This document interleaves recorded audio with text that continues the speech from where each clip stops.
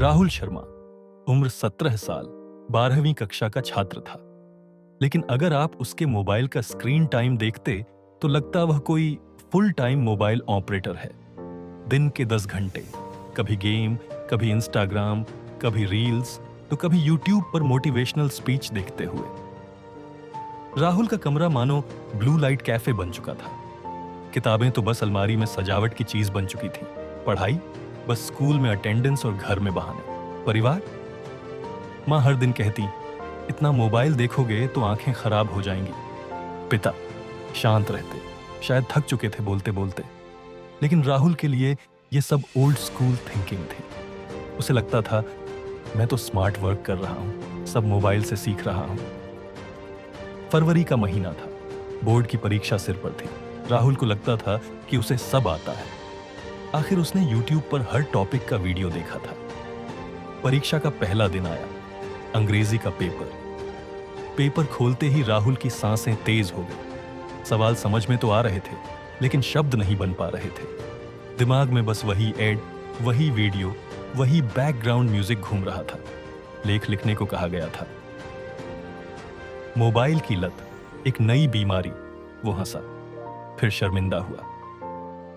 आधे घंटे बाद राहुल के पास लिखने के लिए कुछ नहीं था। 3 घंटे में उसने मुश्किल से 4 पेज भरे। घर लौटते समय उसका सिर नीचे था।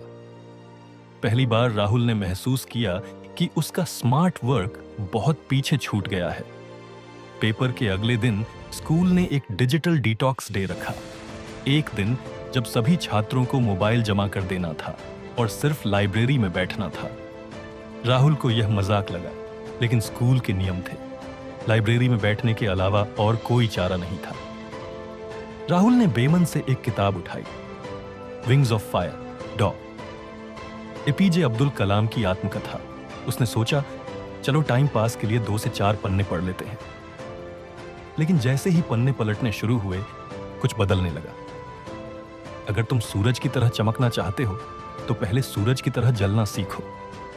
राहुल के दिल को यह वाक्य छू गया। उस दिन उसने 60 पन्ने पढ़ डाले।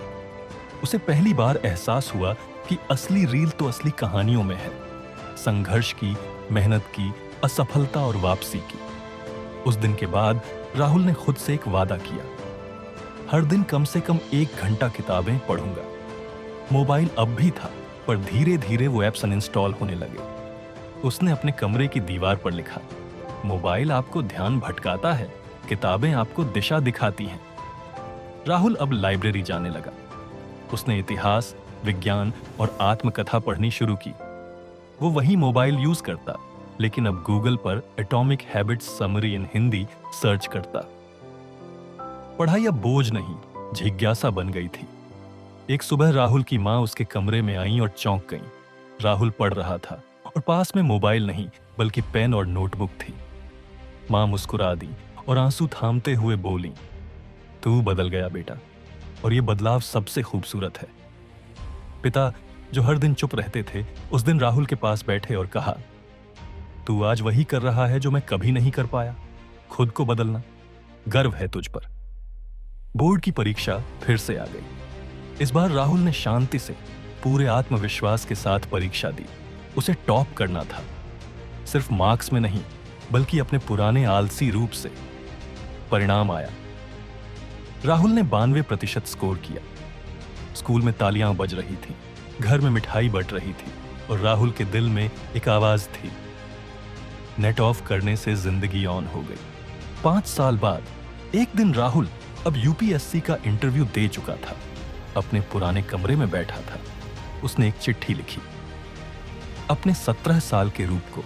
प्रिय राहुल, जब तुमने मोबाइल नीचे रखा और किताब उठाई, उस दिन तुमने सिर्फ एक आदत नहीं बदली, तुमने अपनी किस्मत बदल दी। उस दिन अगर तुम विंग्स ऑफ फायर नहीं पढ़ते तो शायद आज तुम आग में उड़ने की हिम्मत नहीं कर पाते। धन्यवाद उस राहुल को जिसने पहली बार लाइब्रेरी को दिल से अपनाया। तुम्हारा बड़ा रूप मोबाइल हमें सूचना देता है, किताबें हमें समझ देती हैं।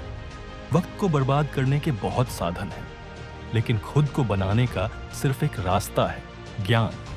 और बदलाव कभी बाहर से नहीं आता, वो खुद के अंदर से शुरू होता है। अगर आपको ये कहानी प्रेरणादायक लगी हो, लाइक जरूर करें, शेयर करें उस दोस्त के साथ जो हर वक्त मोबाइल में खोया रहता है, और ऐसे ही मोटिवेशनल कंटेंट के लिए सब्सक्राइब करें। याद रखो, स्क्रीन से नहीं, समझ से दुनिया बदली जाती है।